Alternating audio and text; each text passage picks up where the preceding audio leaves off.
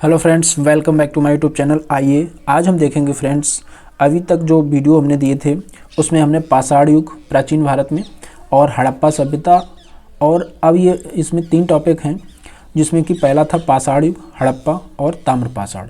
तो आज हम इसमें तीसरा टॉपिक देखेंगे, ताम्र पाषाण युग। तो इसके जो 7-6 में ज़्यादातर किसमें हैं, ये पुरातत्व जो अलिखित हैं, ठीक है। इनके हमें ज़्यादातर जो चीज़ें मिलती हैं वो पुरातत्व में अलिखित के रूप में है, ज़्यादातर लिखे हुए इसमें कोई चीज़ नहीं मिलती है।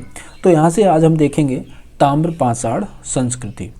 तो इस सभ्यता के बारे में हम देखेंगे, जो कि इसके बाद जो है वो वैदिक पीरियड शुरू होता है।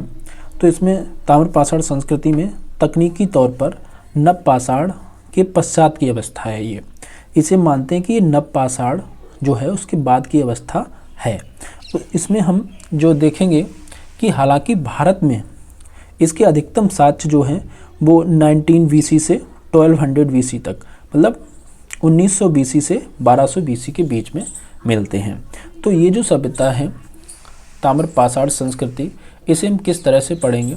तो इसमें जो है एक तो हड़प्पाई क्षेत्र, जिसमें कि हम प्राक हड़प्पा, और एक है उत्तर हड़प्पा उप सिंधु संस्कृति, और ये भारत में लगभग इन क्षेत्रों में पाई जाती है। भारत का मैप हम बना के, तो उसके बाद जो है कि इसमें क्या क्या है, ये किस पे आधारित सभ्यता है। तो ये कृषि व पशुपालन आधारित अर्थव्यवस्था थी। यहाँ पे ग्रामीण संस्कृति थी, शहरी नहीं थी। तो ताम्र पाषाण की जो संस्कृति थी वो ग्रामीण थी, ना कि शहरी। हड़प्पा सभ्यता कैसी थी, शहरी थी। शिल्प के सीमित साक्ष्य, और यहाँ पे शिल्प के भी उतने साक्ष्य नहीं मिले हैं जितने कि हड़प्पा सभ्यता में मिले हैं।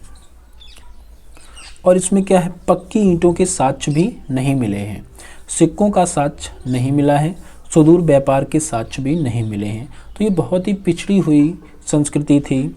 और इसमें क्या है, जो इसका मेन पॉइंट है वो है आर्ट एंड कल्चर में। उसमें हमने इसमें क्या देखा है कि ताम्र पाषाण जो संस्कृति है, इसमें एक तो हो गया इसका पहला पार्ट वो हड़प्पाई क्षेत्र, इसमें एक प्राक हड़प्पा और एक उत्तर हड़प्पा। और इसका जो सेकेंड पार्ट है उसमें हम देखेंगे ये जो है 2100 से 700 BC के बीच की जो पार्ट है, इसका जो आधार था वो कैथा था, जो कि काप्था था, जो का कहाँ मध्य प्रदेश में है। और एक इसमें मालवा का क्षेत्र था जो कि MP में ही है, जो कि नबदा टोली सर्वाधिक अनाज के यहाँ से साक्ष्य मिले हैं। और इसमें जोरवे की जो संस्कृति है उसमें इनाम गांव, दैमाबाद, ये भी साक्ष्य यहाँ से मिले हैं। उसके बाद जो इसमें जो तीसरा पार्ट है वो है मृद भांड आधारित संस्कृति।